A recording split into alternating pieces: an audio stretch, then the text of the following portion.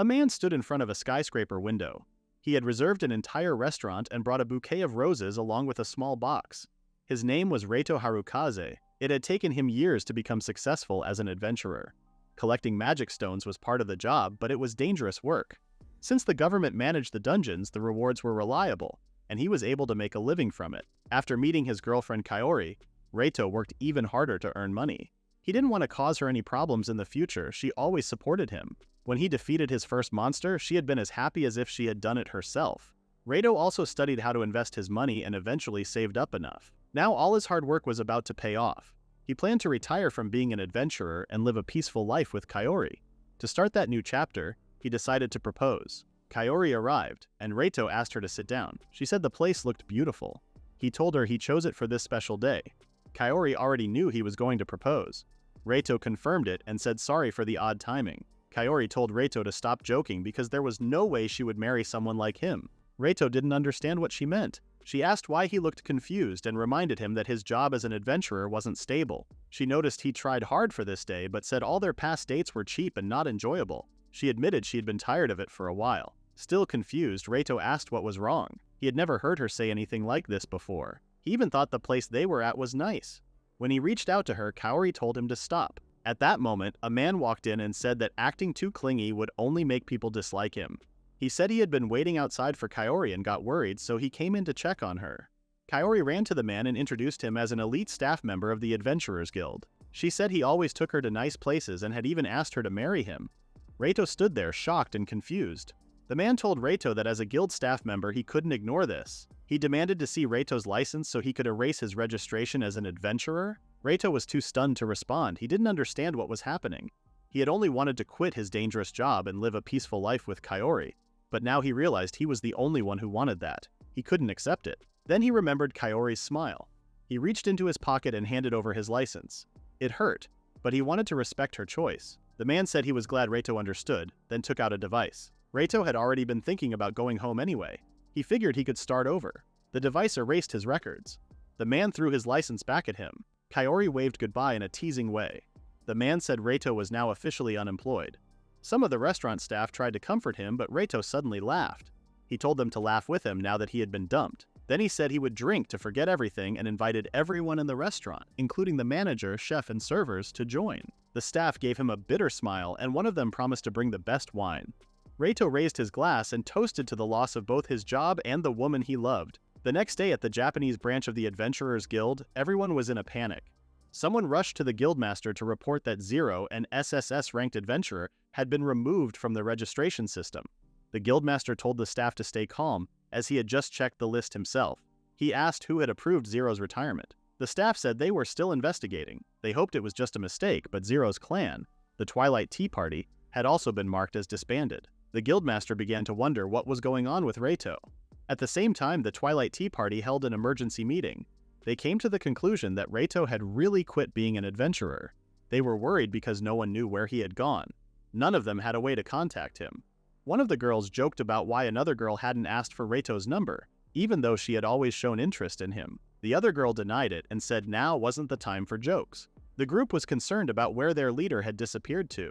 Meanwhile, Reito was sitting on a bench in a quiet park filled with flowers. His head hurt, and he blamed himself for drinking too much with the restaurant staff.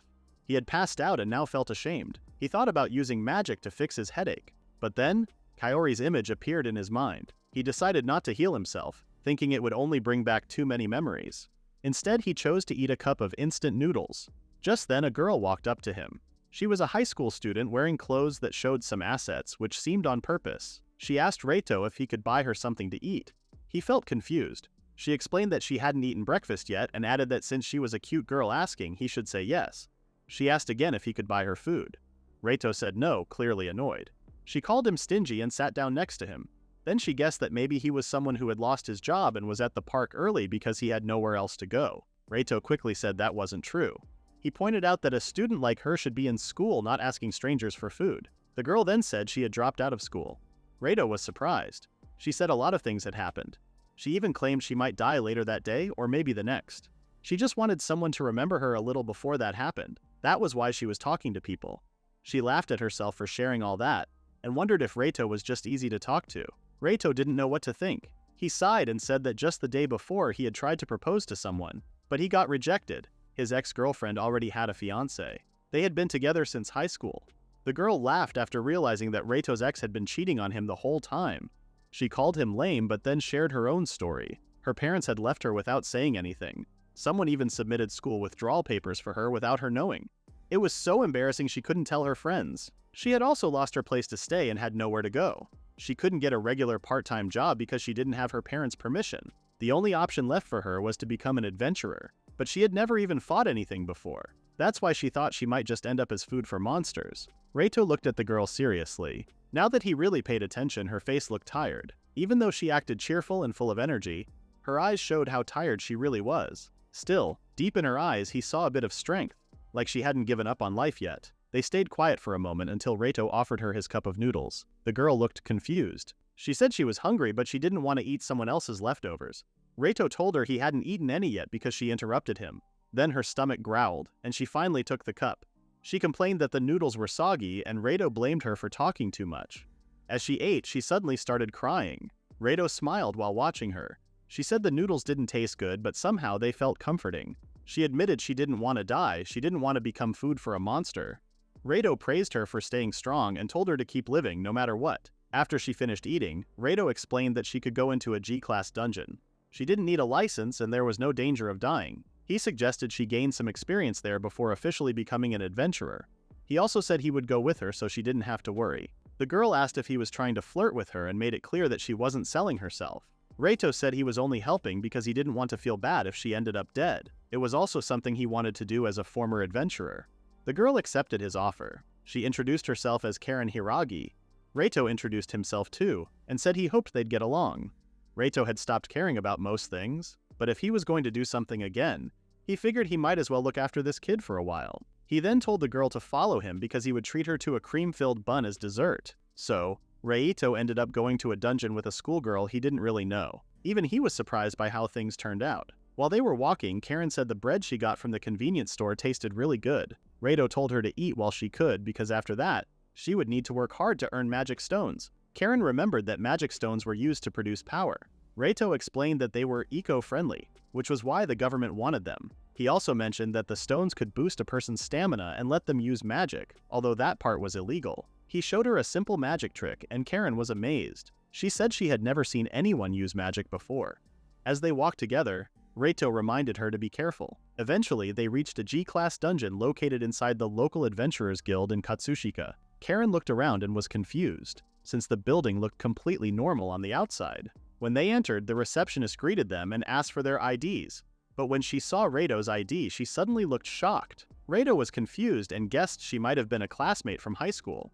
The woman said she heard Reito got dumped by someone named Kaori. Then she revealed that she was the one who introduced Kaori to her new boyfriend. Reito was shocked to hear this. She kept talking, saying Kaori was too pretty for Reito, and even mentioned that his adventurer license had been revoked. She told him to stop hanging around and to go get a real job.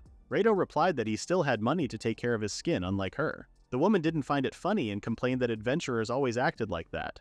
Then she said she would do something about him. She scanned his ID, typed on her computer, and announced that Reito Harukaze was now banned from the Adventurers Guild. He couldn't register again. Never. She said adventurers were losers anyway, and told him to move on and find a new job. She also warned Karen not to hang out with someone like Reito and told her to focus on becoming a civil servant or something. Reito wondered if Karen would say anything. To his surprise, she looked really angry and was shaking as she clenched her fists. He realized the situation was getting worse and tried to calm things down. Just then, a senior staff member showed up and scolded the woman for not doing her job. She told her to go to the back and then took over. She apologized to Reito and Karen and asked how she could help them. Reito could tell this new staff member was professional. He explained that Karen wanted to become an adventurer, and that he was helping her get permission since she would be going with him. He looked at Karen and gently patted her head. He said he knew she got mad for his sake and thanked her. Karen smiled, giggled, and said he was welcome. After Karen finished registering, she followed Reito to the dungeon's entrance gate. On the way, she saw adventurers resting. She asked Reito with concern if it was okay to go in without armor or weapons. Reito understood she was talking about equipment and told her to watch. He used his space magic and a bright light appeared in front of them. Karen was surprised and asked what it was. Reito explained it was a type of magic that allowed him to store things in another space. He took something from it and gave her his personal armor. He suggested she go to the changing room first. Karen thanked him and Reito told her to come back after changing.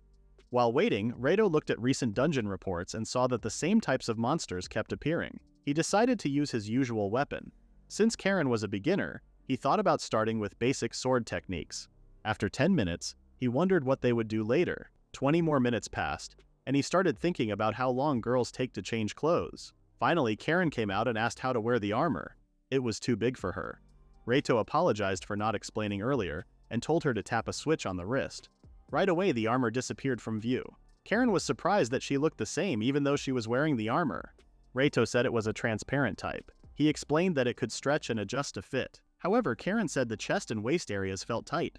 Reito got nervous and looked away. Karen asked if she looked strange. Reito said it was fine and told her they should get going. People nearby whispered about how the two of them didn't seem to wear any armor.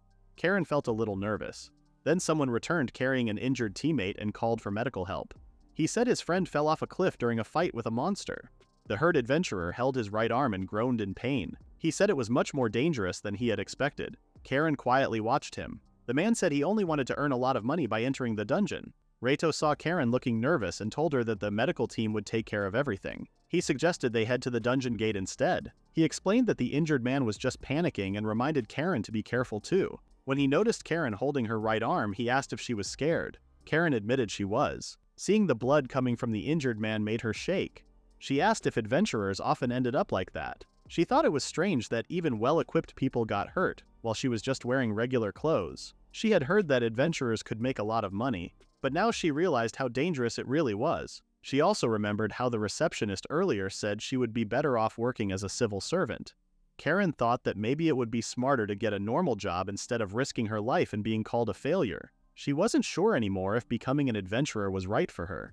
Reito looked at her for a moment and sighed. Then he casually called her by name. He told her that he had been called a loser too, and many other things. He asked her how much money she thought he made last month. Karen guessed around 200,000. Reito said it couldn't be that low. He proudly shared that after raising his rank, he earned 20 billion last month alone. Karen was shocked. She couldn't believe how much it was and started trembling from surprise.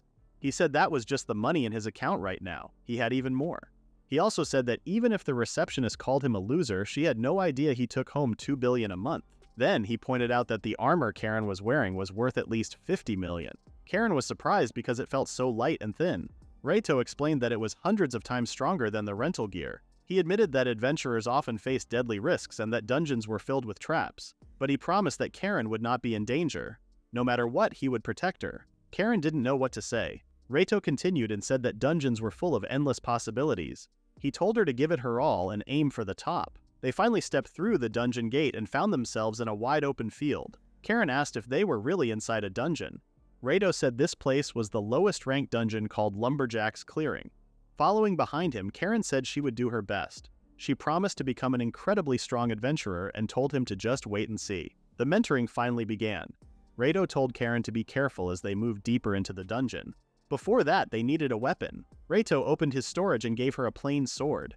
Karen was confused. Since her armor looked expensive, she expected the weapon to be something special, maybe one that fired lasers. But Reito said it was just a normal iron sword. He explained that only weak wolf-type monsters appeared in this dungeon, so a sword was good enough. Karen remembered that wolves were scary. Reito then pointed out how the area around them was easy to see, and there was no chance of being surprised. He told her to stay calm and keep an eye on the surroundings while they walked. It didn't take long before Karen saw something far ahead. It was a wolf. Reito tapped her on the back and told her to try fighting it. He said he would help if things got dangerous. Karen didn't want to move at first, but then Reito said the monster was already coming. Karen got scared and quickly moved to the side. The wolf was faster than she expected.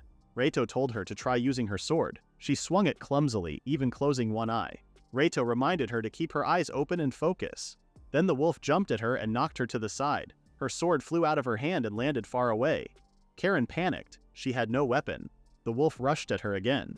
Luckily, Reito stepped in and calmly cut the monster in half. Karen didn't know what to say. Reito told her again that he would always save her. He asked if she was okay. Karen cried and said she thought she was going to die.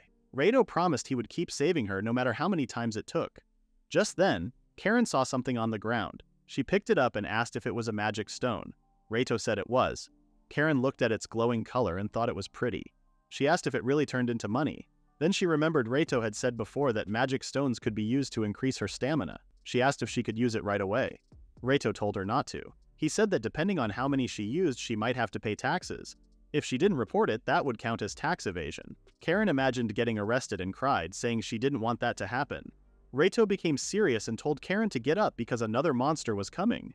Karen crawled toward her sword.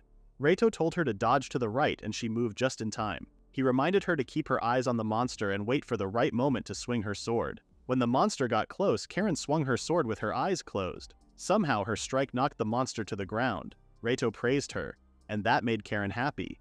But he warned her the monster was still alive and that she needed to hit it again. Karen understood and struck the wolf one more time. This second hit was enough to defeat it. The monster began to disappear and left behind a magic stone. Seeing it gone, Karen said she had finally done it. Reito ran to her with excitement and patted her head, proud of her. Karen blushed and asked if he knew that patting her like that could count as harassment. Reito quickly apologized, but Karen said it was okay. No one had praised her like that before, and it actually made her feel happy. Reito was glad to hear that. Then he told her to keep going and try to defeat one more monster. Karen kept attacking the monster, swinging her weapon from side to side. Many magic stones fell as a result. Soon she ran into two wolves at the same time. Reito told her to be careful, but Karen already looked ready to fight. One of the wolves jumped at her, but she managed to strike it. Then she quickly turned and hit the second wolf that tried to attack her from behind. After just 2 hits, both wolves were down. Reito was impressed by how well she handled the fight. Karen was so happy that she gave him a hug. Reito didn't expect it, but he was more surprised by how skilled Karen was. He started to think she might have the potential to be a great adventurer. Still, his thoughts wandered for a moment when he noticed something soft behind her blouse. He quickly reminded himself to stay focused and not let his mind go in the wrong direction. After finishing their time in the dungeon, Karen collected 72 magic stones. Since they were bringing the stones home, Reito asked her to pay the tax in cash. He also gave her advice. It was better to think of it as buying the magic stones instead of just paying a tax. After that, Reito explained how to absorb the magic stones. He said it was simple. He told Karen to take a slow, deep breath and press the magic stone firmly against her chest. Karen focused until the magic stone vanished from her hand. She felt like nothing had changed. Reito said that was normal for a G-ranked magic stone. Then he told her to absorb the rest so they could eat afterward. Karen thanked him and tried to say his name, but she stopped. Something felt off. She quietly said that it didn't feel right calling him by name. Then, a bit shyly, she asked if it was okay to call him her master. Reito felt surprised and unsure. Karen said Reito was very strong and good at teaching. She thought master fit him well. Reito said it felt a little strange, but he didn't mind what she called him. He told her to hurry up and finish absorbing the stones so they could have yakiniku for dinner. Karen called her master the best and focused on the remaining magic stones. Reito thought about being called master. He decided it didn't sound too bad. After they left the guild branch, Karen started happily singing the word master. Reito told her she was saying it too much. With that, Karen's first adventure ended in success. The next morning, Reito woke up in his fancy room. Even though he still felt sleepy, he got out of bed. He started frying some bacon for breakfast. While cooking, he saw the suit he had worn the day before and remembered how crazy that day had been. He had failed his marriage proposal and decided to stop being an adventurer.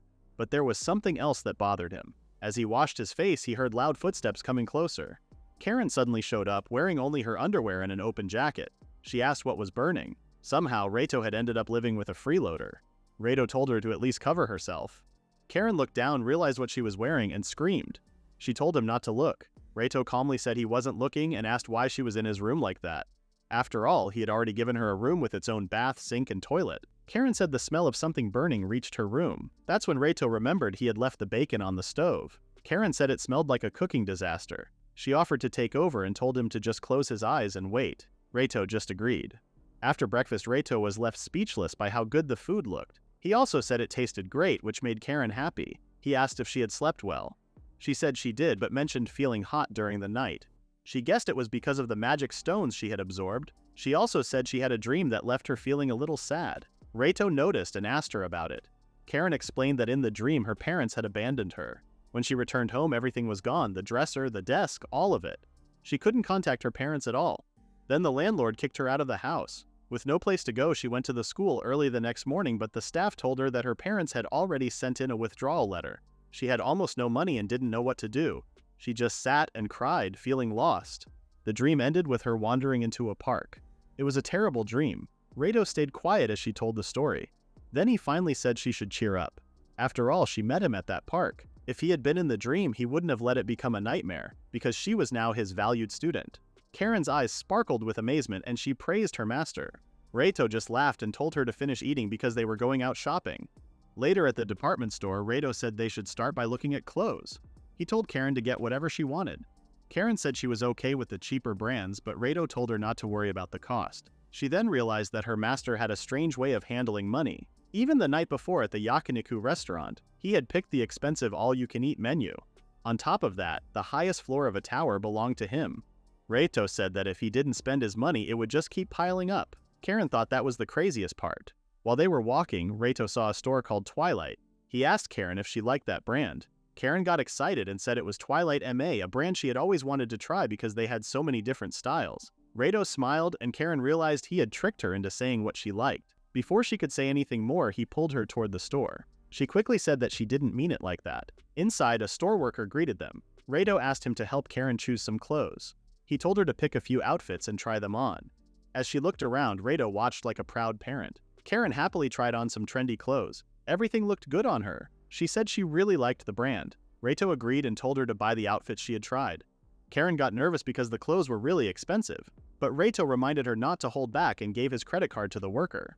Then the worker noticed that Reito was also wearing something from the same brand. Reito said yes, and explained that he had a small connection with the company. Karen looked happy as she carried her shopping bags. She also went to buy some necessities like her own cup, bath-related items, underwear, and even some ice cream as refreshments. Reito can see her smiling more than ever.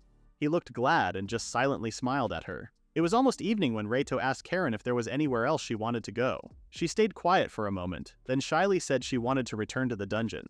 Reito was surprised and asked why, since they had just been there the day before. Karen said she wanted to get stronger quickly. She wanted to become like her master, who could defeat enemies with just one strike. Reito smiled and said he admired her determination. He suggested they go home first to drop off their things, then head to the dungeon. Later at the dungeon entrance, a receptionist stopped them. She apologized and said she needed to check 2 things with them. Karen asked what they were. The receptionist explained the first report. Someone had entered the dungeon without wearing protective gear. The second report said that Reito was making Karen fight monsters so he could earn rewards unfairly. Karen said those reports were wrong. She said her master would never do anything like that. Reito told her to step back for a moment. He noticed some people nearby staring at him and guessed they were the ones who had spread the false reports. For the first issue, Reito showed the receptionist the gear he had with him. She was surprised. She hadn't seen someone wear an inner suit in a G-ranked dungeon before. After looking at it closely, she realized it was real and said there was no problem. She even admitted it was her first time seeing one in person. For the second issue, Reito explained that Karen was the one collecting all the magic stones, not him. Karen added that she wanted to get stronger and it was her choice to take the magic stones. She said her master hadn't done anything wrong. She just wanted to keep learning and improving with his help. The receptionist could tell Karen was telling the truth. She said everything was fine and continued the process for their dungeon entry. At that moment, a thug called Reito an old man and told him to let go of the girl because someone had already reported him. Reito replied that he was only 24 years old and said punks like them had no right to call him old. The receptionist told Reito to wait for a moment and said she would be back. The thug then accused Reito of pretending not to know what was going on. He believed Reito was just using Karen and keeping all the rewards for himself. He told Reito to give her up because she was going to join their group instead. Karen quickly said she wasn't being used or anything like that. But the thug said it was sad that she had been forced to say that. He went on to say Reito was taking Karen into dangerous dungeons without giving her proper gear. He called Reito a scumbag and an old man again. Reito was starting to get irritated by the old man insults. People around the reception area were now looking at Reito like he was a bad guy and dangerous. Karen started to feel nervous. Then Reito slammed an inner suit onto the desk. He said it was high-quality protective gear and that Karen would be fine as long as she wore it. He also said the receptionist had already confirmed this before. At that moment, the receptionist came back. She explained that the report had actually come from the thug who was now confronting Reito. She then showed a receipt. It proved that Reito had paid the tax for the magic stone the day before. He had received all the stones properly, and there was no sign that he was keeping anything for himself. The thug called it nonsense and said Reito was still taking the rewards from the magic stones. Reito was confused and asked what kind of rewards the thug was talking about. He said even if he sold low-level G-ranked magic stones, the money he got wouldn't even be enough for pocket change. He said he would never force his student to work hard for something that small. Reito couldn't believe the thug thought so badly of him. Karen stepped forward and said that her master had always been kind to her. She made it clear that she only wanted to enter a dungeon with him. The thug didn't know how to respond and ended up leaving with his friends. Reito let out a sigh, thinking the problem was over. Karen thanked the receptionist for her help, and Reito said sorry for the trouble. The receptionist introduced herself as Saruwatari and said she looked forward to working with them. Outside, the thug punched a wall in frustration while his friend stood nearby feeling nervous. He said he wouldn't forget the embarrassment he felt. During her training, Karen suddenly had a question for her master. Reito wondered what she wanted to know. She asked how people could use magic. He thought it was about time she got curious about it, especially after spending a few days exploring dungeons. While they were fighting off a group of wolves, Karen calmly said that she would feel more like a real adventurer if she could use magic. She said that attack spells looked really cool and that the special magic storage Reito used seemed super useful. Reito told her it was called spatial magic. He had already seen great potential in Karen from her very first day. Her progress had been impressive. She had become confident even when facing several enemies at the same time. Thanks to the magic stones, her strength and speed had clearly gone up. Because of that, Reito thought it might be time to check if her ability to use magic had also improved. Karen could now fight up to 5 wolves at once without getting tired. So, Reito asked if she wanted to start learning magic. Karen paused for a moment, then gave him a big smile. She was really excited. However, Reito told her that she needed to study magic first because she wouldn't be able to use it right away. Karen looked surprised. He explained that some rare people could use magic by instinct, but that was uncommon. He also said that magic was a special event that followed rules like science. That meant understanding how it worked was just as important as having magic power. Karen clearly didn't enjoy studying. At that moment, Reito saw some monsters in the distance. He decided to give a short demonstration using fire magic. Karen felt excited as she watched her master prepare. She thought he would use something simple like a fireball. But then, the monsters in the distance suddenly exploded. Karen was shocked and stared at her master. That wasn't what she expected at all. She had imagined him throwing fireballs, swinging a flaming sword, or holding out his hand while saying a cool spell. Instead, Reito calmly created a small ball of fire in his hand without saying a word. Karen thought this looked even cooler, since the sudden explosions didn't feel magical to her.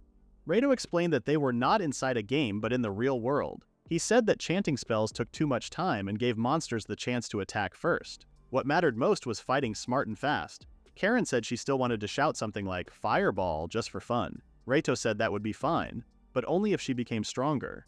She promised to try harder, so he started teaching her everything about how fire magic really worked, including the logic and science behind it. After the lesson, Karen said she felt tired and her head was full of too much information. Reito understood and said it was normal, especially since it was her first lesson. He told her it was a good time to wrap things up and head back to the gate. On their way back, Karen asked her master if she would really be able to use magic one day.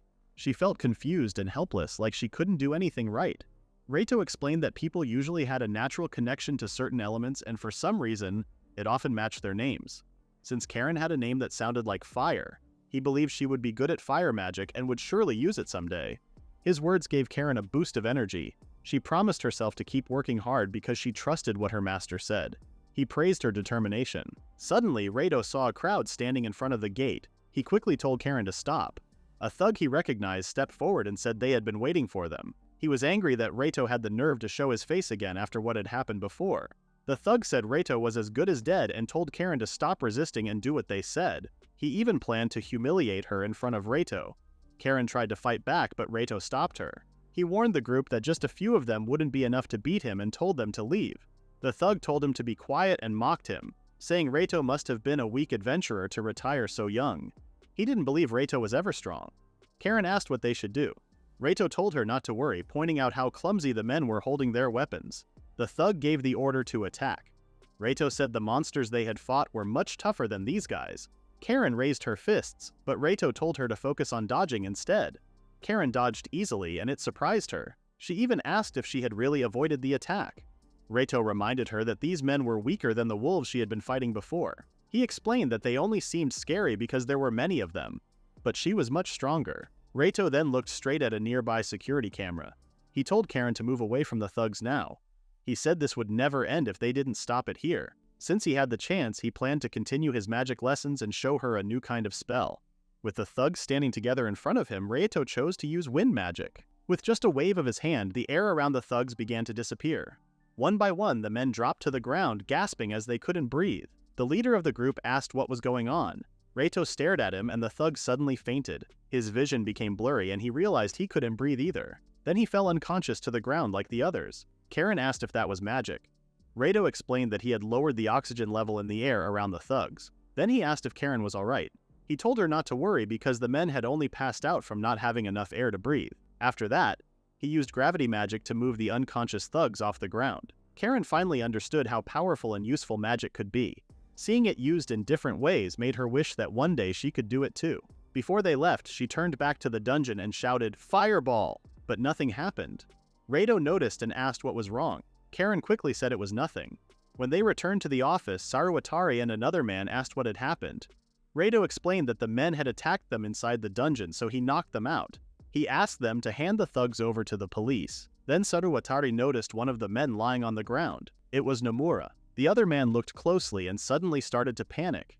He got angry and asked what Reito had done to the son of Councilman Nomura. Reito was surprised to hear that. The man began complaining that Reito had gone too far by knocking someone out. He shouted that Reito should be the one turned over to the police. Reito calmly replied that Nomura and his gang were the ones who attacked first. He said he didn't care if the guy was a councilman's son or not. It was still a dumb idea to start a fight right in front of a security camera. He told them to check the camera near the gate because it should have caught everything on video. The man became worried that this problem would become serious. Reito said he would definitely file a police report. He also explained that if he just let them go, they would probably try to attack again. The man got upset and left, saying he had already warned Reito and even gave him advice. He told Reito not to regret it later. Karen looked worried and asked if everything would be okay. Reito said it would be fine.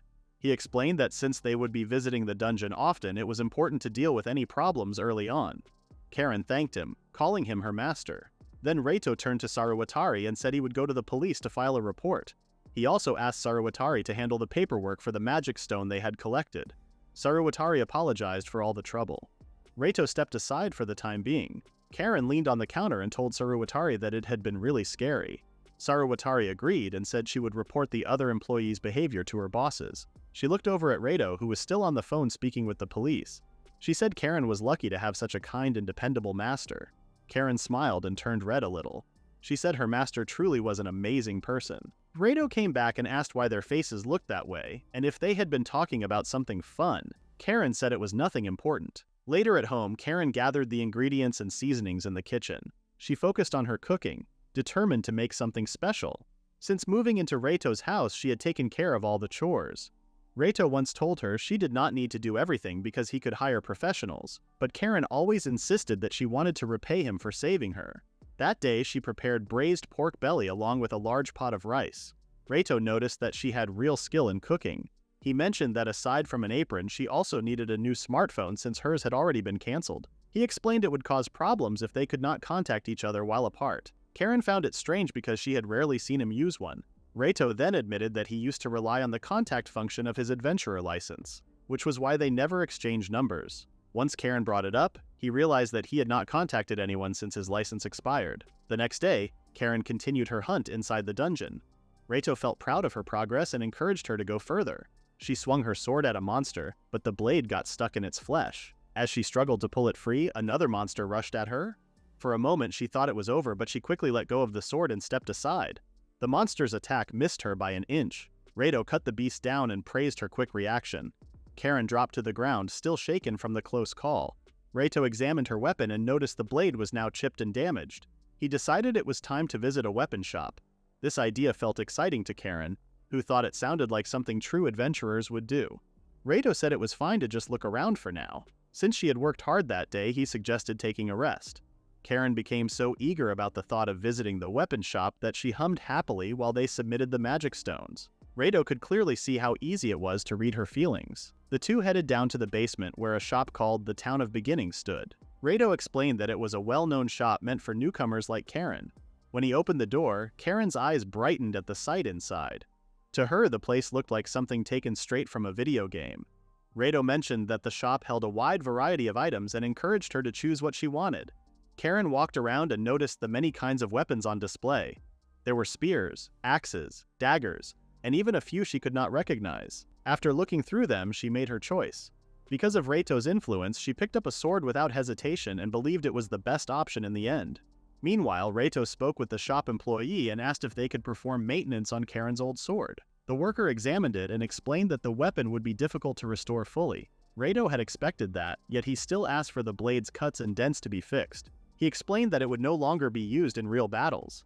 The employee agreed, sensing that the sword carried great meaning. Reito confirmed this, remembering how he once swung the same weapon with all his strength in the past. Afterward, he went to check on Karen to see if she had finished choosing. To his surprise, she was not where he had left her. Reito moved deeper into the shop and found her standing before a red sword displayed on the wall. Her eyes shone with curiosity as she gazed at it in silence. Reito admired the sword's striking color and realized Karen was fascinated by it as well. An older employee came over and explained that the red sword was a masterpiece made for skilled users. It was a rare item in their shop. He said its balance was a little difficult, but its cutting power was excellent. He tried to talk about the high price, but before hearing the amount, Reito already decided to buy it. He even paid the full price with his card. The worker was stunned and walked away while staring at the black card in disbelief. Karen worried if her master was certain about this choice, but Reito stood firm. He remembered a saying that a good weapon always calls to its master, and he believed that the red sword was calling to her. Still, he explained that even though he bought it, she could not use it yet. He planned to buy another sword that better suited her current skill. Once she grew stronger, he would give her the red sword. Karen froze for a moment, then gave a gentle smile and accepted his terms. After that, Karen returned to the dungeon with her new sword. She tested her grip with focus and soon faced a group of monsters. She responded calmly, swinging her weapon with ease. Her movements looked natural, as if she had used the blade before. She felt amazed at its sharpness. Since she had gained a new weapon, Reito decided they could go deeper than usual into the dungeon. He watched closely and saw that she had no trouble handling the sword. He explained that the farther they moved from the entrance, the stronger the monsters became. Karen guessed that the enemies around them were of medium strength, and Reito confirmed her thought. A loud roar suddenly spread across the plains. Karen first thought it was one of the wolves again, but she froze when she turned around. The creature behind her looked nothing like the others she had fought before.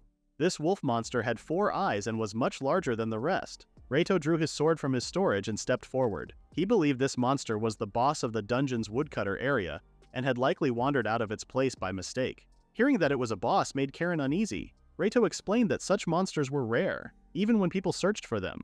Since it appeared before them, they had no choice but to face it. Karen felt fear at first, yet her determination quickly grew. She wanted to test her strength against the boss.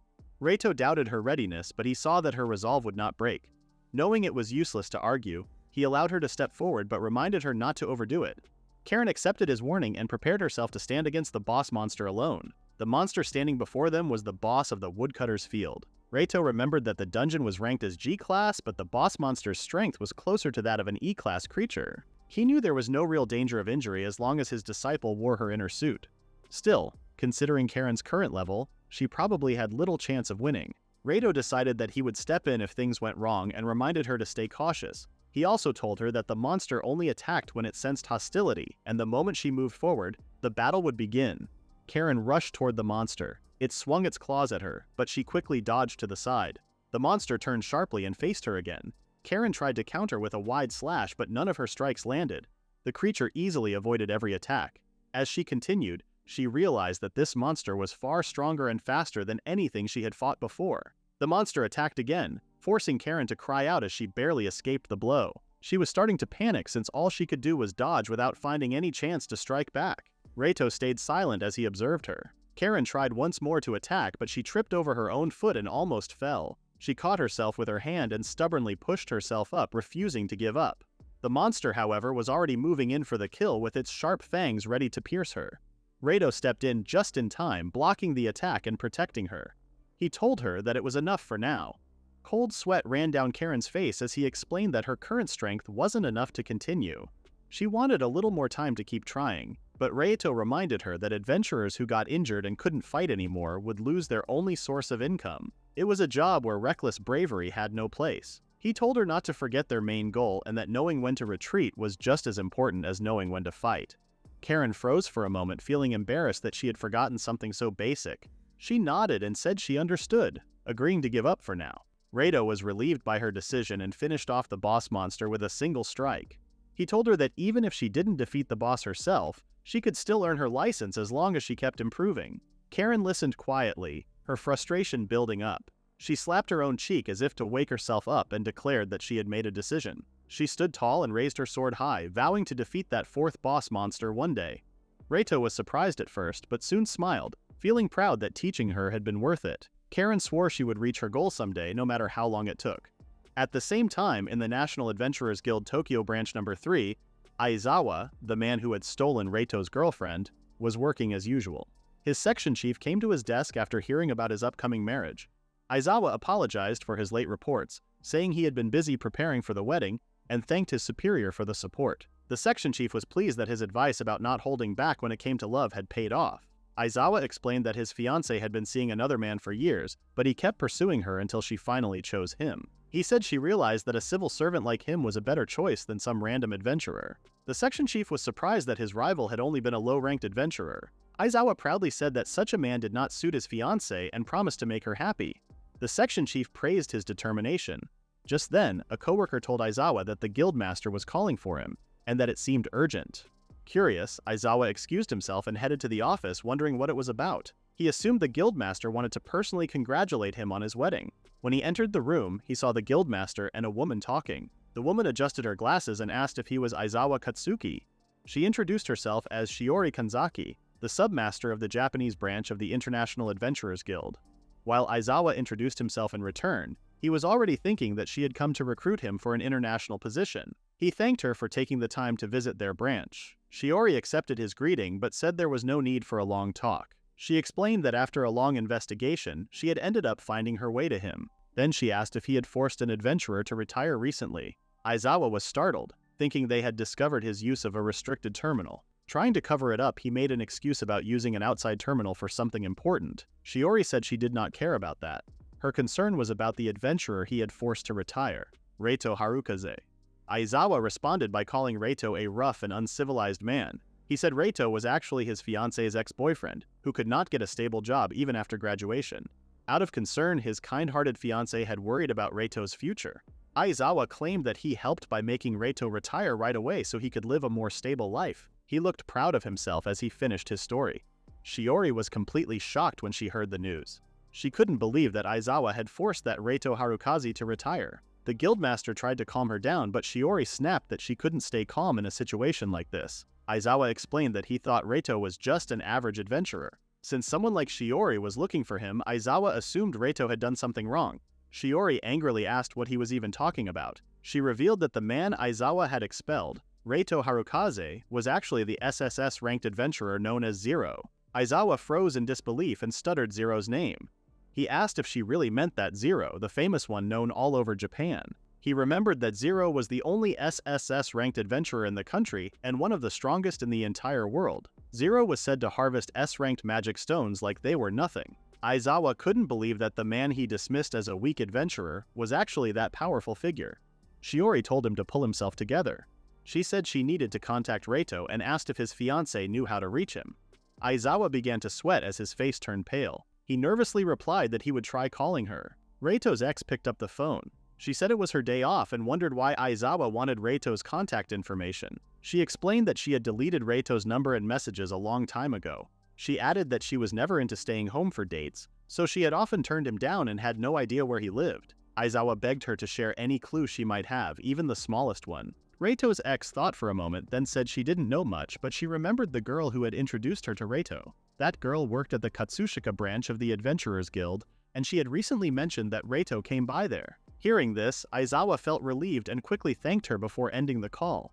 She sat there puzzled, wondering what all of this was about. Aizawa stayed quiet for a while after a phone call, then nervously told Shiori that Reito had recently been spotted at the Katsushika branch. The guildmaster was shocked to hear that because the branch only handled G-ranked dungeons for beginners, and it made no sense for someone like Reito to be there. Shiori remembered that the place was not far away, so she decided to head there right away. She said she would talk about the rest later, thanked them for the information, and excused herself. After Shiori left the room, the guildmaster glared at Aizawa, who was still sweating heavily. He could not believe that someone who looked like a bottom feeder was actually an elite government worker. The guildmaster told him to get a hold of himself, then reminded him that adventurers risked their lives searching for magic stones, which powered the world. They were people everyone should be grateful for. He warned Aizawa not to look down on them as bottom feeders, because without them, their office jobs would not even exist. The guildmaster patted his shoulder and told him to stay home on standby until a decision was made about him. Meanwhile, Reito and Karen had just come out of the dungeon. Karen mentioned how tired she felt, but Reito pointed out that she still looked full of energy ever since they fought the boss monster. Karen agreed and said it was natural since she wanted to work harder and grow stronger for her new goal. Just then, Sarutari rushed toward them and called out to Reito, relieved that he had finally returned. Seeing her out of breath, Reito asked what was wrong. She explained that someone was waiting for him in the reception room and wanted to see him. She asked him to come as soon as he finished handling the magic stone settlement. Reito said he understood and went to the reception room with Karen following beside him. When they entered, Shiori stood up at once, happy that she had finally found him after searching for so long. Reito was surprised when he saw Shiori and asked why she was there. Shiori, looking upset, demanded to know what he meant by that. She said she had been searching for him everywhere and never thought she would find him in a place like this. Reito apologized for not reaching out to her sooner. Karen looked worried and confused by what was happening. To ease the tension, Reito introduced Shiori as the submaster of the International Adventurers Guild. He told Karen that Shiori was not a bad person and explained that it had been a long time since he and Shiori last talked about his retirement. He then asked if it was alright for his companion to stay with them during their talk. Shiori said she didn't mind and hoped they could have a long, proper conversation. Once they sat down, Shiori apologized on behalf of Aizawa Katsuki for what he had done. She explained that even though their branches were different, they were still part of the same organization. Reito looked puzzled and asked who Aizawa Katsuki was. Shiori was shocked by his question and told him that Aizawa was the man who forced him to retire. Reito said he didn't really know about that, but he made it clear that he held no grudge, even though Aizawa had taken his girlfriend from him. He said there was no need for Shiori to apologize because he had already been thinking about quitting as an adventurer. His ex-girlfriend had hated his job. And during that time, Aizawa, a guild staff member, appeared in their lives. In the end, Reito said, both he and his ex got what they wanted. Shiori was surprised by how quickly he had moved on and said he hadn't changed at all. Then she asked, just in case he would ever consider becoming an adventurer again. Reito refused, saying he was finally done with that life. Shiori said she thought so too. He added that it wouldn't matter anyway since he had been blacklisted, so even if he wanted to return, he couldn't. Shiori was shocked to hear that. She slammed her hands on the table and demanded to know what he meant by being blacklisted and how it happened. She angrily asked if it was the same person who caused it. Reito calmly explained that it was someone he knew who worked as a receptionist. More importantly, he wanted her to calm down because she was frightening his companion. At that moment, Shiori noticed that someone else was with them. Karen, looking confused, asked if her master was some kind of important person. Shiori apologized for showing an unseemly side of herself and decided to give a short explanation for Karen's sake. She said that Harukaze Reito was one of only 12 ranked adventurers in the entire world, known by the title Zero. He was also the only Japanese person who had ever reached that rank. Karen was stunned when she heard that. She asked if she should speak to him more formally, but Reito told her to talk to him normally, just like before. Shiori went on to explain that all the magic stones collected by adventurers around the world were managed by the International Adventurers Guild. These stones were then shared among different countries as sources of energy, depending on how many were gathered. At that time, about half of the world's total magic stone energy came from the 12 SSS ranked adventurers. Shiori said that if Reito retired, Japan's share of that energy would surely drop. Reito said nothing and stayed quiet. Still, Shiori admitted that they had no right to force him to keep working as an adventurer if he no longer wished to. It was unfortunate for them, but they would make an official announcement that he had retired on good terms. Reito bowed his head and thanked her for that. However, Shiori added that they would take proper action against Aizawa Katsuki, the man who had forced Reito to retire, and against the staff member from the Katsushika branch who had placed him on the blacklist. Reito understood and only hoped they would go easy on them. Before leaving, Shiori showed interest in Karen. Karen, surprised, stood up quickly. Shiori mentioned that she had heard Karen call Reito her master. Karen explained that she was his disciple, or at least trying to become one, and looked embarrassed. Shiori smiled and said that if Reito had taken her as a disciple, she must have great potential. She added that the Adventurers Guild would be eager to watch her growth. Karen felt happy and encouraged after hearing that. Just like that, Reito's retirement was officially approved. It was announced to the public that the mysterious Zero had retired peacefully. For a while, the news couldn't stop talking about him. They remembered how he could defeat monsters in just seconds. Some people imagined him as a huge man about 2 meters tall like a giant. Others believed he focused more on magic combat and pictured him as a thin, quiet type who liked books. There were even those who thought he could be an ordinary neighbor living among them without anyone knowing. Aizawa watched with a bitter look on his face and quickly changed the channel. His ex, Kaori, asked why he suddenly switched it, but Aizawa said it was nothing. He couldn't tell her that he didn't want to hear about Reito at all. Instead, he shifted the topic and apologized for his sudden job transfer. Kaori didn't mind. She thought it was a good opportunity for him to move up in his career. Since his new post was in Aichi, she said it wasn't too far away. She even offered to file her own transfer request so she could go with him, asking him not to apologize anymore. Aizawa thanked her, hiding a quiet laugh in his mind. His story sounded perfect. In truth, it was a mix of demotion, transfer, and a 3-year pay cut. His salary had been cut in half, but since both of them worked, they could still get by. Moving to Aichi wasn't that bad either. Deep inside, Aizawa told himself that Reito should wait, because someday he would rise back to the top. He then suggested to Kaori that they should go out for lunch, and she agreed right away. While Aizawa stepped away to get ready, Kaori's attention went back to the TV. The show was now talking about a famous barbecue restaurant that everyone loved. She quickly recognized it as the place where Reito often took her. The host said that the restaurant was very expensive, with an average cost of around 100,000 yen per person. Kaori was stunned. Reito had told her it was an all-you-can-eat restaurant, but she never imagined it would cost that much. She hadn't realized it before, since Reito always paid for everything. When Aizawa asked what was wrong, she said it was nothing. But in her mind, she remembered the time she told Reito that their dates were always cheap and boring. That day, she snapped at him out of frustration. Now she realized just how cruel those words had been. Meanwhile, at Reito's place, Karen felt torn about what to wear. She kept thinking about whether she should go for something casual and lively, or try a more formal and mature look instead. While taking a bath, she scrolled through her photos trying to decide. In the end, she chose to ask her master for help. Reito received a message from her asking which outfit suited her better. He couldn't believe how indecisive his disciple was. He called her and told her that both outfits looked good, so she should just pick one and get ready. Karen said she only wanted to look her best since it was a rare chance to meet his adventurer friends. Reito assured her that his friends wouldn't complain even if she showed up in pajamas. That only made her more determined, saying it was exactly why she had to dress properly.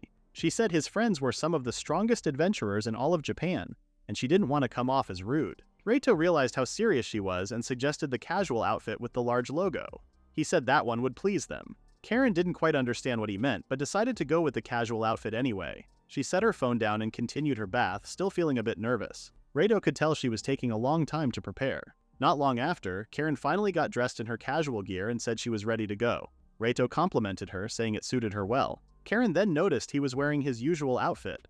Reito explained that it was just a normal meetup with the same group as always, and besides, he preferred to rotate between a few high-quality outfits instead of owning many. During the train ride, Reito told her about his old clan, the Twilight Tea Party. He explained that since he was the leader and retired suddenly, the group ended up disbanding. The remaining members had formed new teams or even started their own clans. They were all skilled, so he believed they were doing fine wherever they went. Hearing this made Karen even more nervous. Reito told her to relax, saying his friends were good people and that she'd get along with them once she started talking. Even so, Karen still looked uneasy. After a while, they arrived at a reserved place. Reito led Karen inside. At last, she was about to meet the strongest adventurer clan in Japan. As they walked toward the entrance of the restaurant, Karen realized it was the Starry Sky restaurant, the place she had seen on a TV show before. She remembered it was very popular, and people usually had to wait for hours just to get in. She also recalled that they did not take reservations. Reito teased her, asking if she wanted to know why it was so special. He explained that the Starry Sky restaurant belonged to a clan under the Twilight Tea Party. In other words, it was a business run by his adventurer friends. At that moment, Karen thought her master seemed to be connected to almost everything amazing. Reito laughed and said it did not work that way. For now, he suggested they go inside. An employee greeted Reito and led him to a private room. He mentioned that everyone was already inside. When Reito entered, everyone stood up immediately and greeted him excitedly. Sakai Goru said he had been waiting for young Master Reito. Mia Howard shyly said it had been a while. The vice leader, Itano Naomi, exclaimed that she had been looking for Reito the whole time. Reito said it had been a while and asked how everyone had been. They replied that they were fine but mentioned there had been a big uproar about his retirement. They asked him what really had happened. Reito apologized for causing trouble and explained that a lot had happened. Mia turned her attention to Karen and asked if she was Reito's disciple. Flustered, Karen confirmed that she was and introduced herself loudly. Mia called her cute and asked how old she was. Karen said she was 18. Since she was an adult, Mia invited her to drink together. Naomi quickly scolded Mia, reminding her that in Japan, people cannot drink alcohol until they are 20. She told her not to put their guest in a difficult position. For now, Naomi suggested that everyone take a seat and asked if Reito and Karen were okay sitting in the middle. Just then, someone in the group noticed that Karen was wearing clothes from her own brand. She thanked Karen for supporting her. Karen's eyes grew wide when she realized the woman was Maria Evans, someone she had only seen in magazines before. She mentioned that they had just visited Twilight MA the other day. Reito guessed that Karen was surprised. He explained that Maria was part of the Twilight Tea Party and had been managing the Twilight M group while also working as an adventurer. Karen finally understood why her master had chosen the brand she was wearing. Naomi then asked everyone to quiet down and checked if they all had their drinks. She then announced that the Twilight Tea Party was officially disbanding. From now on, she wanted everyone to create their own paths. She believed that everyone there was capable enough to succeed no matter where they went. She also added that Reito was safe and had even found a promising disciple. Another member interrupted her to pause the long speech, and Naomi agreed. She decided to end the speech and lead a cheer for their adventurer group. As they enjoyed their food and drinks, Reito shared how his marriage proposal had failed. Goru thought that was unfortunate. Reito said that if someone better came along, there was nothing he could do. Goru told him not to let it bother him.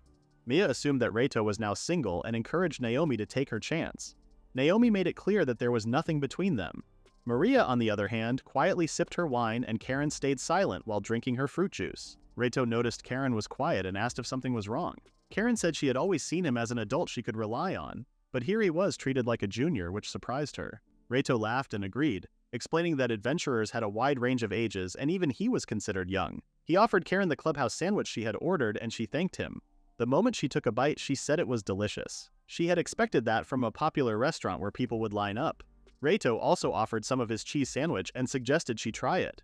Goru and Maya watched the two of them talking by themselves. They looked at each other with confusion, as if they could not believe what they were seeing. They laughed and teasingly asked if everyone had just seen that. Goru asked if they were really just a master and disciple. Confused, Reito asked what else they could be.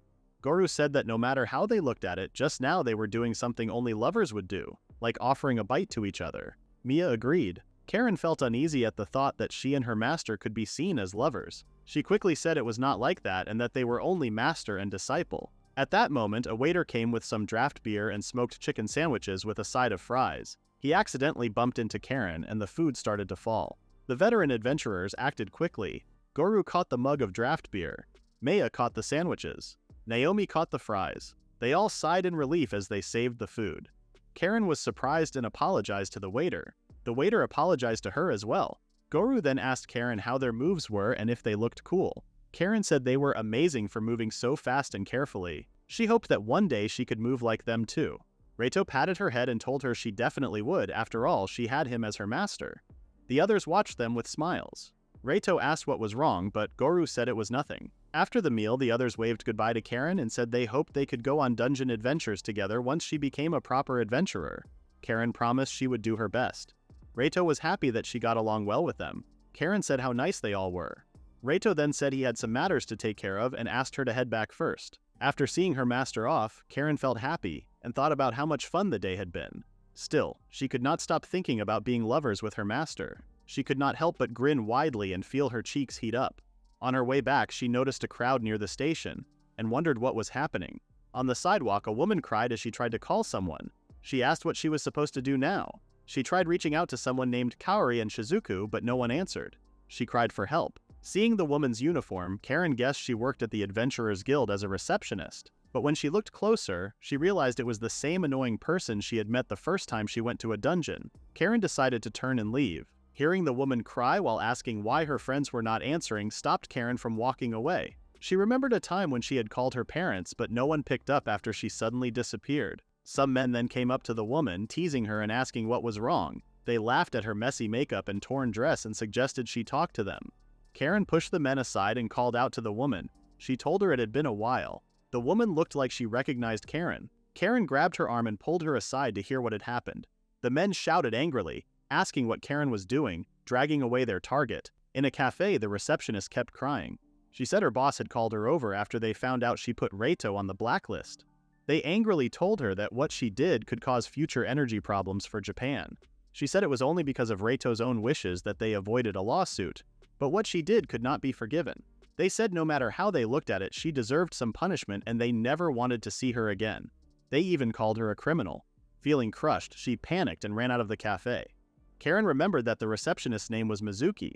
She thought that in the end, all they did was tell Mizuki to quit her job, and it was not something to get so upset about. Mizuki explained that she was a civil servant and not very smart. She angrily asked if Karen knew how hard it was to study for the civil service exam.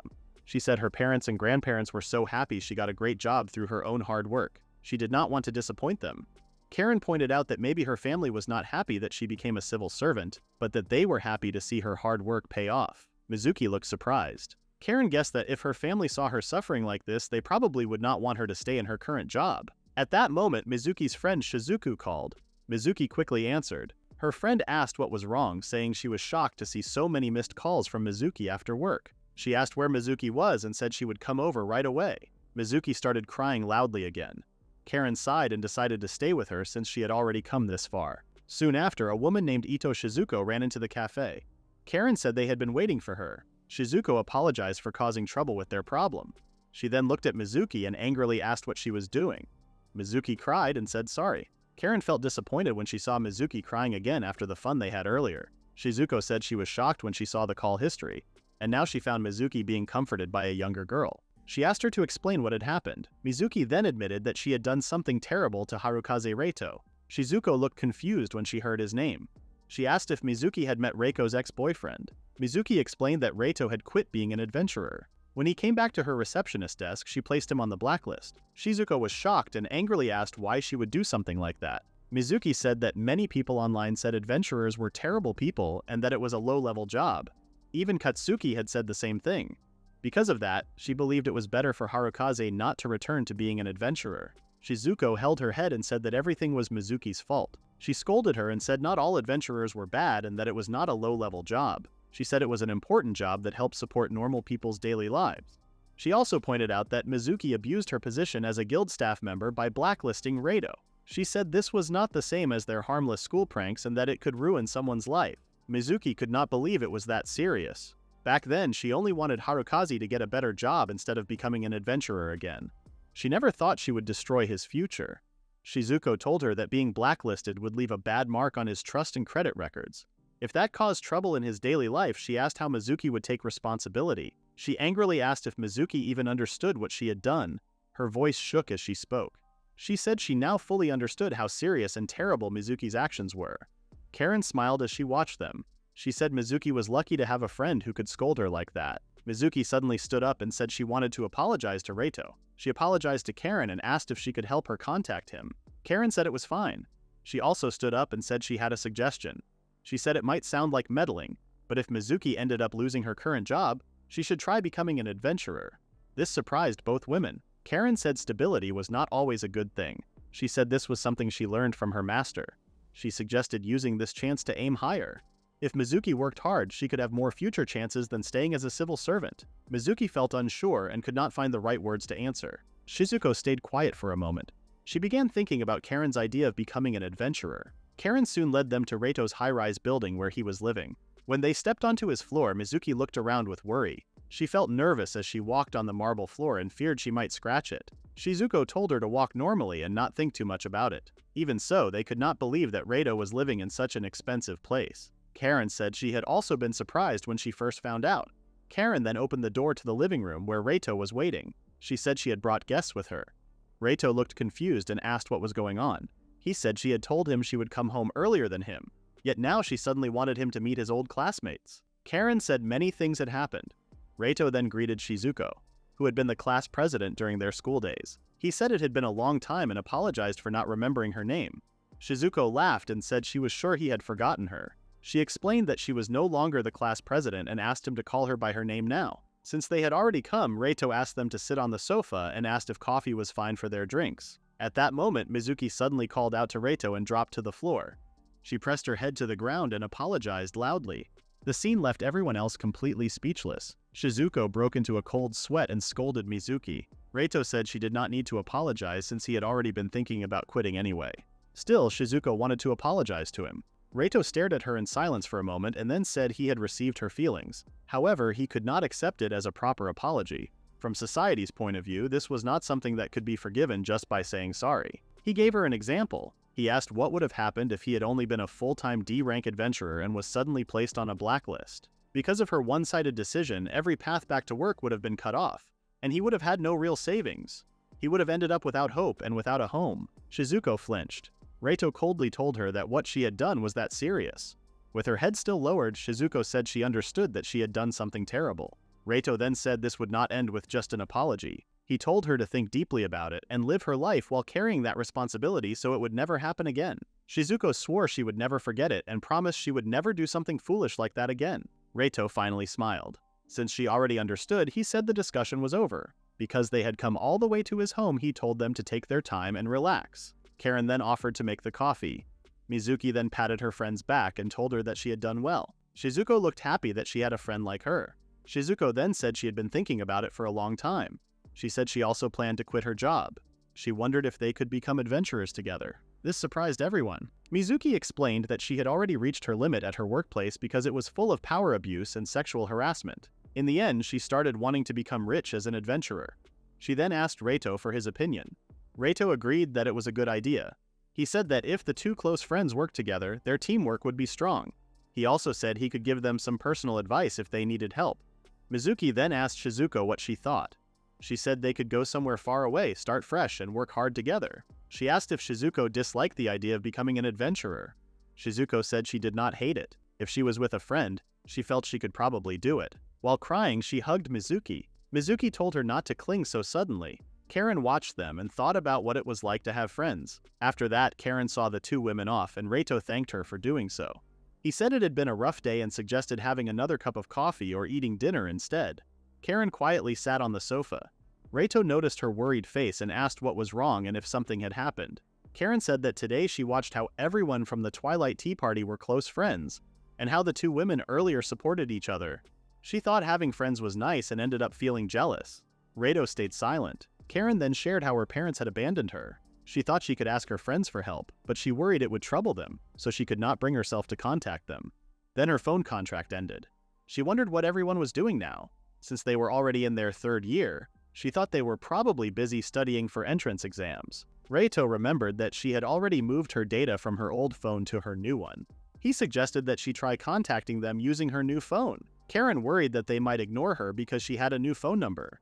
Reito realized she might need some luck as well. He then patted her head and asked if she remembered the first time they met. Back then, he noticed she had the confidence that she would not be ignored. He suggested that she reach out in a more casual way. This gave Karen hope. She said she would try contacting them in the morning. Reito said that was a good idea. Karen then softly called him her master and wrapped her arms around his arm while leaning her head on it. Reito worried and asked if she was feeling unwell. Karen said that whenever she had a hard time, he always gave her helpful advice. Reito proudly reminded her that he was her master. Karen smiled and looked much brighter. She said she felt better and thanked him.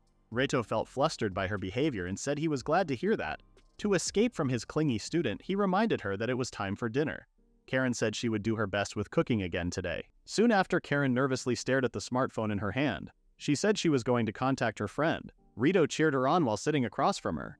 He thought Karen was already adjusting to her new life, but it seemed she had started missing her friends. Karen hoped her friend would answer. Reito assured her that everything would be fine. She then called someone named Makako Uno and quietly waited for a response. Karen held her breath as the phone rang. The room stayed silent while both of them listened. As the ringing continued, Karen started to feel disappointed. She sighed and was about to lower the phone when someone finally answered. Karen looked surprised and quickly asked if it was Makako. At school, Makako was shocked to hear Karen's voice.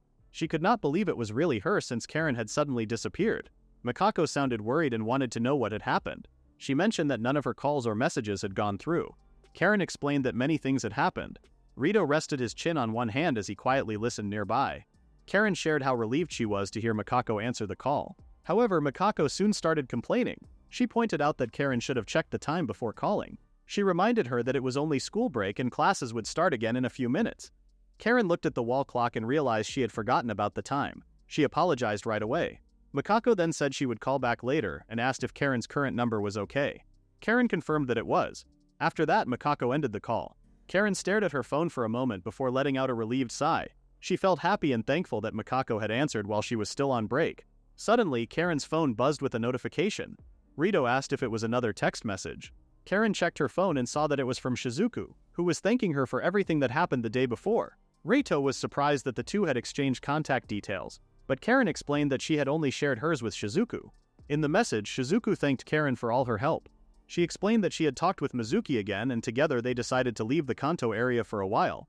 She also mentioned that she would contact Karen again once they found a new place to stay. Before ending the message, Shizuku said she had something to tell Karen about Reito, but left it to Karen to decide whether she wanted to share it with him or not. Shizuku had also called Reito's ex-girlfriend Kaori to talk about what happened earlier. She suggested that Kaori should apologize for causing Reito's adventurer license to be revoked. Even though speaking to an ex was uncomfortable, Shizuku believed taking away a professional adventurer's license was too cruel. Kaori reacted angrily and did not agree with her. She believed that without his job, Reito was nothing more than an unemployed man. She also insisted that Reito had never truly valued her. Shizuku reminded Kaori of all the things Reito had done for her, including overnight trips, visits to theme parks, and many meals together.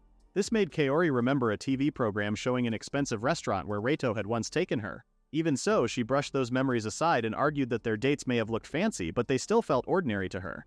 She also believed Reito had never seriously thought about their future together and claimed that what she did was also for his own good. Shizuku found Kaori's reasoning ridiculous, but Kaori refused to admit any fault. She made it clear that her relationship with Reito was already over. Since she was now with Katsuki, she wanted no further interference. In the end, even after Shizuku encouraged her to apologize, Kaori refused. Karen looked worried as she finished reading the message. Reito noticed her sudden silence and asked what was wrong, but Karen brushed it off and said it was nothing. She decided not to tell her master about the message. After that, she turned away and said she hoped to receive another call from her friend soon, leaving Reito confused about what was bothering her. 3 days later, Karen entered a low-ranked dungeon filled with wolf monsters. She fought them alone and defeated 3 wolves at once with ease. However, as soon as those wolves disappeared, even more showed up and surrounded her. Karen could not believe that so many monsters kept appearing on the exact days when she already had plans. Reito teasingly reminded her that she would run out of time if she did not defeat the monsters quickly. Karen thought her master was being mean. Not long after, Karen went to the receptionist to turn in and exchange the magic stones she collected from defeating monsters. Saruwatari noticed that Karen seemed to be in a hurry. Karen admitted that she was rushing because she planned to meet her friends afterward. The receptionist could tell that Karen was truly excited about it. After returning home with Reito, Karen quickly took a bath, fixed her hair, and changed into fresh clothes. Once she finished getting ready, she told her master that she was heading out. Reito simply told her to enjoy herself. Karen then went to the train station where she happily met up with her friends Makako, Chiaki, and Yuki. The girls were glad to see her again. Karen asked how everyone had been doing. Makako shared that they had all been worried about her. Karen apologized and explained that many things had happened recently. The group then decided to visit a shop first. Chiaki wanted to buy the limited-time nuggets, while Yuki suggested going to their usual place afterward. Mikako noticed that Karen seemed distracted and asked what was wrong. Karen shyly admitted that it had been such a long time since they last spent time together like this, and she simply felt happy to be with them again. Mikako smiled, wrapped an arm around Karen, and warmly welcomed her back. As they entered a hamburger restaurant, the girls sat down to eat. Mikako immediately asked what had happened because she had been unable to contact Karen. When they visited Karen's house, the place had been completely empty. She also noticed that Karen was wearing clothes from Twilight MA, which looked very expensive. Mikako wondered how Karen had gotten them and worried that she might have been involved in some suspicious part-time work. Karen quickly denied this and explained that her master had bought the clothes for her. The girls became confused after hearing the word master. Mikako could only imagine someone suspicious and unsettling. To clear things up, Karen explained that her parents had suddenly disappeared, and her master was the person who had taken her in and given her a place to stay. This revelation shocked everyone at the table. Yuki thought the whole situation sounded suspicious no matter how they looked at it. Makako asked Karen if she would really be okay living like that. Karen admitted that it did sound questionable at first, but she reassured them that everything was fine. She explained that her master had never done anything strange and had only been kind and helpful to her. Karen then revealed that she was currently training to become an adventurer, which surprised the girls even more. Makako reminded her that most of the things they had heard about adventurers were negative. She questioned whether Karen was truly certain about choosing that path. Karen firmly confirmed her decision. She explained that things had been very scary in the beginning, but her master had patiently taught her many things, including how to fight, how magic stones worked, how to use magic, and how equipment functioned. She was learning everything from him. Karen also mentioned that the guild receptionist had been very kind to her. Although she admitted there would likely be difficult times ahead, she felt she was enjoying her life more than ever before. The girls were surprised by what Karen said. Mikako decided not to ask more questions. Meanwhile, Yuki started to feel jealous. She had not expected Karen to be the first in their group to already have a clear plan for the future. Chiaki admitted that she was bad at studying and felt like she would never make it into college. Her last test score had been so terrible that she threw the paper straight into the trash. After hearing that, Karen suddenly remembered something. She said she had useful information that could help someone like Chiaki and leaned closer to tell her. Chiaki was shocked after learning that intelligence could supposedly be improved with magic stones. Karen explained that magic stones were not only used as an energy source. If humans absorbed them directly, they could also raise their abilities. She said that putting stat points into intelligence could improve memory. Karen also shared that in some countries there were schools where students visited dungeons as part of their classes to absorb magic stones. At least that was what her master had told her. Chiaki immediately became excited and stood up from her seat. She became interested in visiting a dungeon and suggested that everyone go together to get smarter. However, Yuki remembered that entering a dungeon required a license. She doubted her parents would allow her to get an adventurer's license. Mikako agreed and said her parents would likely feel the same. Mikako then brought up recent news about an adventurer who had retired. She mentioned that her parents had been criticizing that person at home.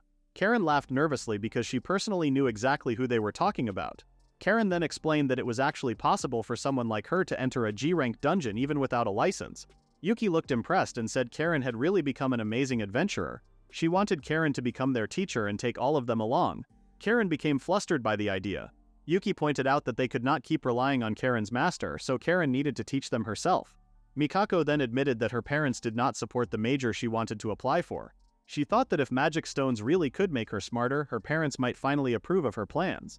Karen was still overwhelmed by the thought of becoming the girl's master. She tried to calm herself by drinking some soda. Then she held her cheeks, trying to stop herself from smiling too much. She felt so happy that she did not know what to do. Yuki urged Karen to hurry and become a proper adventurer soon so Chiaki could absorb lots of magic stones and pass her college entrance exams. Chiaki could not even argue that. Karen asked everyone to wait for her. She promised that she would get her adventurer's license as soon as possible. Mikako suggested that they go to karaoke next, and Karen agreed. She said it would be her treat this time because her master had given her some fun money to spend and enjoy with everyone. After cleaning up their table, the girls headed outside. While walking along the sidewalk, Karen thought about what song she wanted to sing later. At the same time, across the street, Kaori came out of a local branch of Twilight MA. She handed a customer their order, thanked them for the purchase, and showed the attitude of a hardworking employee.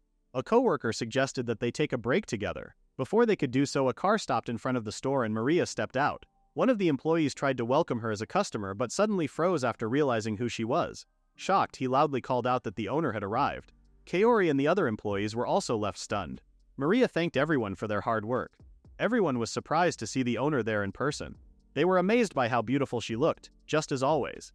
Kaori agreed because Maria was someone she truly admired. Maria then announced that she had come for an important matter. She specifically asked if Tadakoro Kaori was there. Kaori felt confused and identified herself. Maria said she wanted to speak with her and asked her to come to the reception room. As Maria walked away, one of Kaori's coworker asked if something had happened. Kaori said it was probably nothing serious. The others began whispering among themselves. Some guessed that Kaori might be getting relocated for work, especially since her fiancé had also been moved somewhere far away. Still, they thought it was strange that the store owner had personally come for something like that. Others came up with a different guess. They thought Kaori might be getting scouted as a model because of her looks. Hearing that made Kaori flinch, and she suddenly looked hopeful. As they sat down in the reception room, Kaori tried to ask what they would talk about, but Maria stopped her. She said that before getting to the main topic, she wanted to share a story from the past. Kaori agreed to listen. Maria asked if Kaori knew that her late husband had once been an adventurer. Kaori said she had read about it in a magazine. Maria explained that one day her husband had found a boy near death inside a dungeon and saved him. While the boy was recovering in the hospital, her husband warned him that exploring dungeons was not like playing a game and questioned why he had taken such a dangerous risk. The boy stayed quiet at first, as if he had something difficult to say. After some hesitation, he admitted that he wanted to earn a lot of money to make the girl he was dating happy.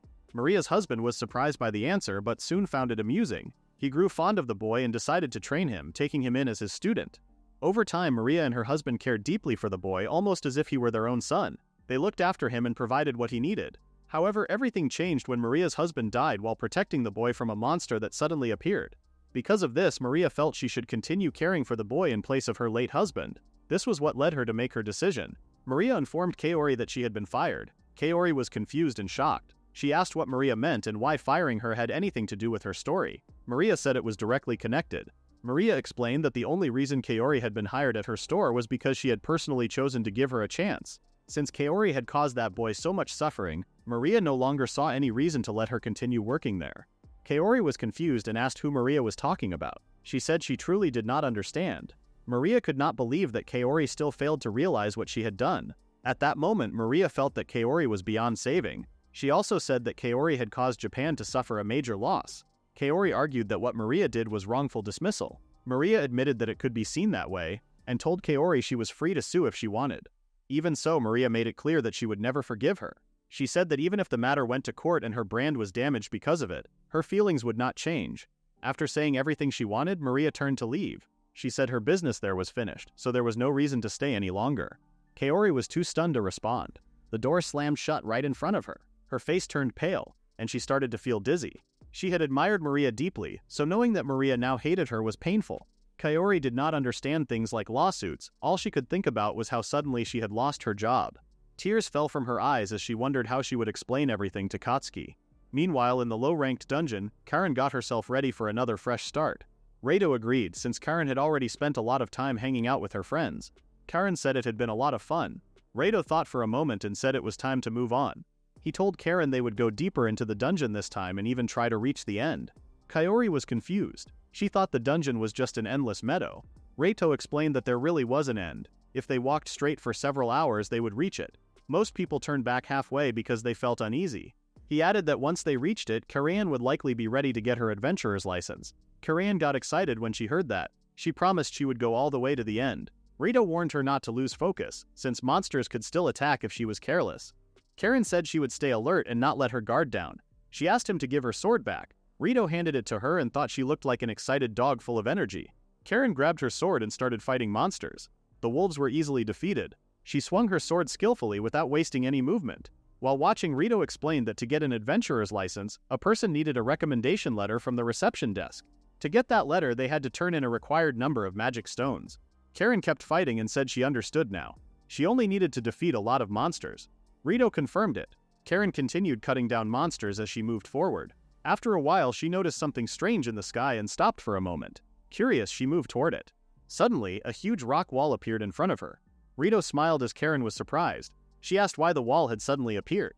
Reito explained that it was designed so people would only notice it when they got close. Karen touched the wall and realized this was the end they had been talking about. She turned to her master and asked if that meant something important. Reito confirmed that she was now ready to get her adventurer's license. Karen's face lit up with excitement. She raised her fist in celebration. Reito praised her for her effort, but reminded her not to celebrate too early. They still had to spend a few hours walking back to where they started. Karen then realized she had forgotten about that. Soon after, they arrived at the reception desk where Sarawatari was waiting. She asked if they had returned to settle their earnings. Karen said excitedly that they had a surprise for her. Reito then opened his inventory, and magic stones began pouring out onto the desk. Karen said she wanted to turn in the magic stones and submit her application for an adventurer's license. The receptionist was surprised that Karen had gathered all the required stones in just one day. She thought Karen must have worked very hard. However, the magic stones kept coming out of Reito's inventory. Sarawatari said they were going too far. Reito said his student might have collected a bit too many and asked her to just buy them and take them off their hands as usual. Sarawatari then assumed Karen would finally move on from the low-ranked dungeon. She said it was a happy moment, but she also felt a bit sad. Karen assured her that she would still visit the dungeon sometimes and bring her friends with her. She also said that once she became stronger, she would challenge the dungeon boss. She added that she also wanted to visit Sarawatari again. The receptionist was surprised, then smiled and said she looked forward to seeing her again. After that, Karen held her adventurer's license recommendation letter above her head, her eyes wide. Reito then explained the next step. He said she only needed to go to the National Adventurers Guild to have her license issued and then she would be ready. However, licenses were only issued on certain days. He checked the calendar and confirmed they could go 4 days later. Karen felt disappointed that her start as an adventurer was being delayed. Reito said there was no need to rush. Instead, he suggested they do a small pre-celebration before the issuance day. He suggested going out to eat. He asked if she had anything in mind. Karen thought for a moment, then suddenly blushed. She looked nervous, but she gathered her courage. She told her master that she wanted to go somewhere together, just the two of them. Reito asked if she was really sure about going out with just the two of them. Karen agreed without hesitation. Hearing that, Reito said he was ready to go if that was what his disciple wanted. He started suggesting expensive ideas like staying at a fancy ryokan or going on a cruise. He even said he could rent out an entire theme park for her if she wanted. Karen quickly rejected those ideas. Since she had dropped out of high school, she wanted to experience something simple and normal, like the kind of outing regular high school students had. Reito smiled after hearing her request. He said they could have a normal outing and left the choice of destination to her. He told her to pick any place she liked. Karen felt happy and excited about the plan. 3 days later, Karen dressed in casual clothes and decided the outfit was good enough. She then went to meet her master and was surprised to see him wearing something different from his usual clothes. He had on a jacket over a white shirt. Reito said it was nice to wear something different once in a while. Karen admitted she had thought he only owned the same outfit he always wore. She remembered seeing rows of identical shirts lined up in his room. Reito confirmed that she was only half right, explaining that he had bought them in bulk from Maria.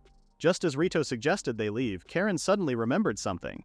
She asked him to wait and hurried back to her room. Reito watched in confusion. Karen soon returned with her old smartphone in hand. She explained that she always carried it because it was one of the few things she still had from her past. She opened the photo gallery and showed her parents to Reito. Reito commented that they looked like a happy family. Karen gave a faint bitter smile as she stared at their faces. After apologizing for getting emotional, she held onto her master's arm and urged him to hurry so they could start their outing. Soon after, the two arrived at Odaiba, a modern area filled with entertainment spots and shopping centers. Karen wanted to explore the mall first.